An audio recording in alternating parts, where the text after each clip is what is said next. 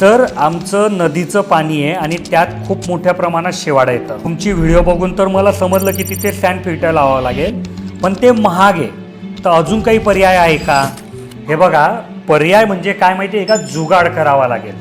जुगाड काय की आमचं जे सेमी ऑटोमॅटिक स्क्रीन फिल्टर येतं की ज्याला वर हँडल असतं आणि खाली फ्लश असतो.